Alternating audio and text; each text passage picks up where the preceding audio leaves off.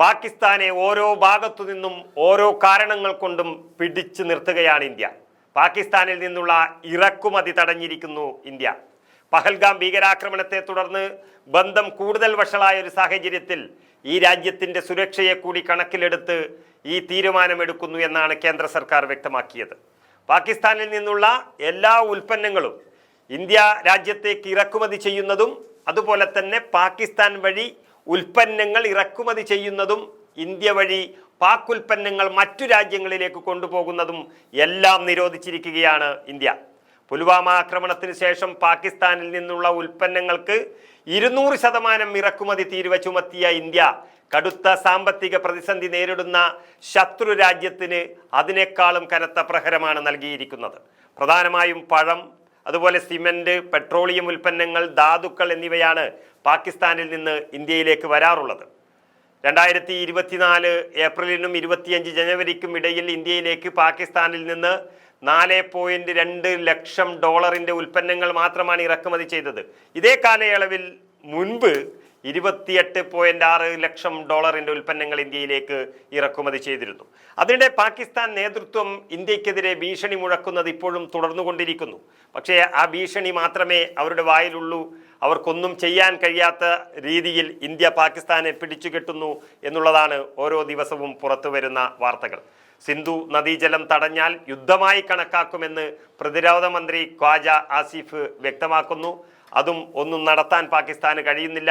എന്നാൽ കൂടുതൽ നടപടികൾ പ്രഖ്യാപിച്ച് ഇന്ത്യ ഓരോ ദിവസവും തിരിച്ചടിക്കുകയാണ്. ഇന്ത്യ ആക്രമിക്കുമോ എന്നൊരു ഭീതി അതുകൊണ്ട് തന്നെ പാകിസ്ഥാനിൽ വലിയ രീതിയിൽ നിലനിൽക്കുന്നു. അവർ അമേരിക്കയുടെ സഹായമടക്കം തേടാനുള്ള വ്യഗ്രതയിലാണ്. പക്ഷേ ഒന്നും അങ്ങോട്ട് ശരിയായി വരുന്നില്ല എന്നുള്ളതാണ് യാഥാർത്ഥ്യം. പാക് കരസേനാ മേധാവി ആസിം മുനീർ പാക് അധീന കശ്മീരിലെത്തി സൈനികരെ കണ്ടു ആശങ്ക അറിയിച്ചിരിക്കുന്നു. 6 ദിവസത്തിന് ശേഷമാണ് മുനീറിന്റെ ഒരു ചിത്രം തന്നെ പുറത്തു വന്നത്. അതിർത്തിയിലെ മദ്രസകളെല്ലാം പാകിസ്ഥാൻ അടച്ചിരിക്കുന്നു. ഇത് തന്നെ ഏറ്റവും വലിയ ഭീതിയിലായി എന്നുള്ളതിൻ്റെ മറ്റൊരു തെളിവുകളാണ്. മദ്രസകൾ എന്ന പേരിൽ ചില ഭീകര പരിശീലന കേന്ദ്രങ്ങളും നടക്കുന്നതായുള്ള സൂചന ഇന്ത്യക്കുണ്ടായിരുന്നു. അതുകൊണ്ട് തന്നെ അത്തരം കേന്ദ്രങ്ങളിലേക്ക് ഇന്ത്യയുടെ ആക്രമണം ആദ്യം തന്നെ ഉണ്ടാകുമോ എന്നുള്ളൊരു ഭയം കൊണ്ടാണ് എല്ലാം അടച്ചുപൂട്ടിയത്. സ്കൂൾ വിദ്യാർത്ഥികൾക്കടക്കം യുദ്ധമുണ്ടായാൽ സ്വീകരിക്കേണ്ട മാർഗങ്ങളെക്കുറിച്ച് പാകിസ്ഥാൻ സേന പരിശീലനം നൽകുന്നു എന്നുള്ള വാർത്തകളും വരുന്നു. ഗ്രാമവാസികൾക്കായി ബങ്കറുകൾ തയ്യാറാക്കിയതിൻ്റെ ദൃശ്യങ്ങളും വാർത്താ ഏജൻസികൾ പുറത്തുവിട്ടിട്ടുണ്ട്. പാകിസ്ഥാനെ അന്താരാഷ്ട്ര തലത്തിൽ ഒറ്റപ്പെടുത്താൻ ഇന്ത്യ അതിനിടയിൽ ശ്രമം തുടരുകയാണ്. ഭീകരവാദത്തിന് പണം നൽകുന്നതിൻ്റെ തെളിവുകൾ വന്ന സാഹചര്യത്തിൽ ഫിനാൻഷ്യൽ ആക്ഷൻ ടാസ്ക് ഫോഴ്സ് അതുപോലെ FATF നേരത്തെ പാകിസ്ഥാനെ മുന്നറിയിപ്പിനുള്ള ഗ്രേ പട്ടികയിലെല്ലാം പെടുത്തിയിരുന്നു. ചൈന ഇടപെട്ട് പിന്നീട് പാകിസ്ഥാനെ ഇതിൽ നിന്ന് ഒഴിവാക്കി.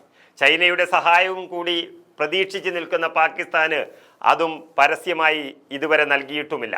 കരിമ്പട്ടികയിൽ ഉൾപ്പെടുത്തണമെന്നാവശ്യപ്പെടാനാണ് ഇന്ത്യയുടെ തീരുമാനം. യുദ്ധസാധ്യത ആശങ്ക ഉയർത്തുന്നതാണെന്നും ചർച്ചയിലൂടെ ഇരു രാജ്യങ്ങളുടെ പ്രശ്നം പരിഹരിക്കണമെന്നും ഇതിനിടെ യൂറോപ്യൻ യൂണിയൻ ആവശ്യപ്പെടുകയും ചെയ്തിട്ടുണ്ട്.